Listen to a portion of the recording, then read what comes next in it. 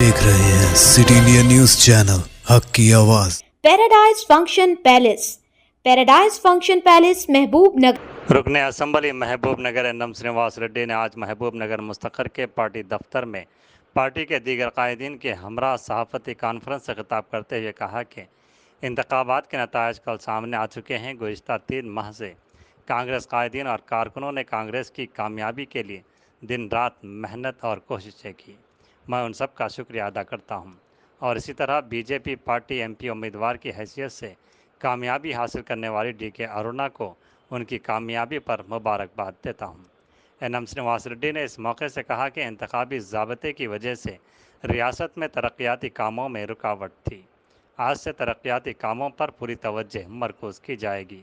BRS के 10 साला दौर में तालीम, इरिगेशन और आमदनी के साथ मुख्तलिफ शोबों में जो तबाही हुई है, तेलंगाना चीफ मिनिस्टर रेवंत रेड्डी की निगरानी में उसको एक एक कर सुधारने की कोशिश की जा रही है।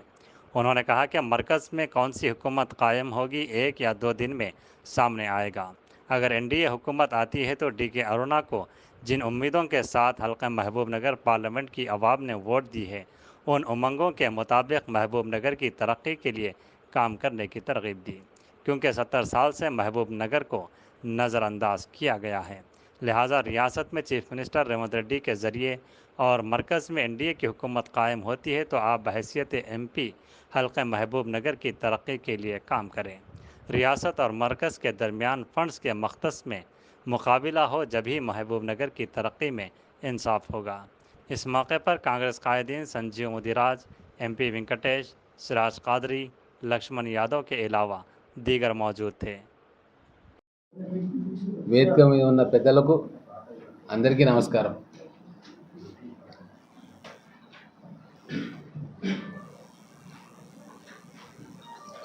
ఎలక్షన్ రిజల్ట్స్ నిన్నటితో అయిపోయినాయి. హోరాహోరీ పోరాటం జరిగింది. కాంగ్రెస్ పార్టీ కార్యకర్తలు అందరూ 3 నెలలుగా అహోరాత్రులు శ్రమించిండ్రు. చిన్న బూత్ స్థాయి కార్యకర్త నుంచి రాష్ట్ర నాయకుల వరకు అందరూ కూడా మహబూబ్ నగర్ పార్లమెంట్ సీట్ను కాంగ్రెస్ పార్టీ గెలవాలని చెప్పి చాలా తీవ్రంగా ప్రయత్నం చేసింది. వాళ్ళందరికీ కూడా పత్రికాముఖంగా ధన్యవాదాలు తెలుపుతా ఉన్నాం. అలాగే బీజేపీ పార్టీ తరఫున ఎంపీగా గెలిచిన డీకే అరుణ గారికి శుభాకాంక్షలు తెలుపుతా ఉన్నాం, కంగ్రాట్స్ చెప్తా ఉన్నాం. గత 2 నెలలుగా ఏదో ఒక కారణంతో ఎలక్షన్ కోడ్ అమల్లో ఉండి అభివృద్ధి పనులు అన్నీ ఆగిపోయినాయి. ఈరోజు నుంచి మళ్ళీ అభివృద్ధి మీద దృష్టి పెడదాం. 10 ఏళ్ల టీఆర్ఎస్ పాలనలో 100 ఏళ్ల విధ్వంసం జరిగింది. వాటన్నిటిని కూడా ఒక్కొక్కటిగా సరిచేసే ప్రయత్నం రేవంత్ రెడ్డి గారి నాయకత్వంలో రాష్ట్ర ప్రభుత్వం చేస్తూ ఉంది. అనేక రంగాలు విధ్వంసానికి గురైనాయి. ఆర్థిక రంగ విధ్వంసం, విద్యారంగ వినాశనం, ఇరిగేషన్ ప్రాజెక్ట్స్ అన్నీ కూడా కుప్పగూలడం లేదా మధ్యలో ఆగిపోవడం, వీటన్నిటినీ ఒక్కొక్కటిగా గాడిన పెట్టాల్సిన బాధ్యత ఈరోజు కాంగ్రెస్ ప్రభుత్వం మీద ఉంది. దానికి చిత్తశుద్ధితోటి మన ముఖ్యమంత్రి గారు, మంత్రివర్గం, ఎమ్మెల్యేలు ప్రయత్నం చేస్తూ ఉన్నారు.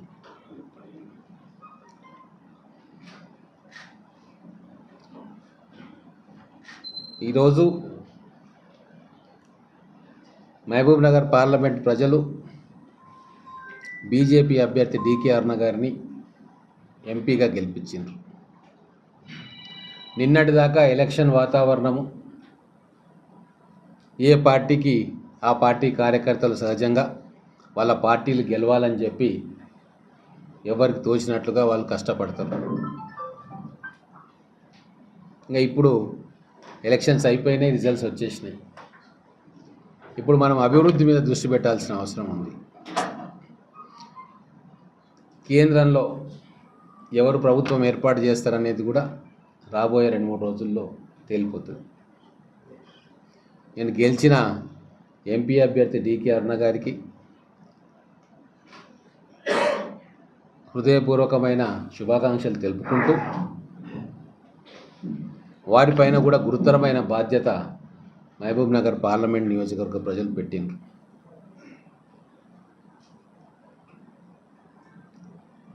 ఇక్కడ రేవంత్ రెడ్డి గారు ముఖ్యమంత్రిగా మహబూబ్ నగర్ పార్లమెంటుకు, మహబూబ్ నగర్ జిల్లాకు కమిట్మెంట్ తోటి అనేక ప్రాజెక్టులు తేవడానికి వారు కూడా సంకల్పం తీసుకొని ప్రయత్నం చేస్తూ ఉన్నారు. కొన్ని గ్రౌండ్ అయినా ఇంకా గ్రౌండ్ కాబోతూ ఉంది. అదే క్రమంలో రేపు ఒకవేళ ఎన్డీఏ ప్రభుత్వం కేంద్రంలో వస్తే బీజేపీ ప్రధానమంత్రి ఉంటాడు కాబట్టి ఇక్కడ బీజేపీగా ఎంపీగా గెలిచిన డీకే అరుణ గారు కూడా పాలమూరు డెవలప్మెంట్ విషయంలో శాయశక్తులా కృషి చేయాలని చెప్పి మేము కోరుకుంటా ఉన్నాం. ఒక ఆరోగ్యకరమైన పోటీ వాతావరణం మహబూబ్ నగర్లో నెలకొల్పాలని చెప్పి ప్రజలు ఆశిస్తూ ఉన్నారు. రాజకీయ పార్టీలుగా మేమందరం కూడా ఆశిస్తూ ఉన్నాం. 70 ఏండ్ల కాలంలో సమైక్యాంధ్ర పాలనలో వెనకబడ్డం, తెలంగాణ రాష్ట్రం సాధించుకున్న తర్వాత కూడా బీఆర్ఎస్ పాలనలో పాలమూరు వెనుకకు నెట్టేయబడ్డది. కాబట్టి ఇప్పుడు రాష్ట్ర ముఖ్యమంత్రి రూపంలో రేవంత్ రెడ్డి గారి ద్వారా, ఇప్పుడు కేంద్రంలో ఒకవేళ ఎన్డీఏ అధికారంలోకి వస్తే ఎంపీగా గెలిచిన మీరు ఇద్దరు కూడా ఒక ఆరోగ్యకరమైన పోటీ వాతావరణంలో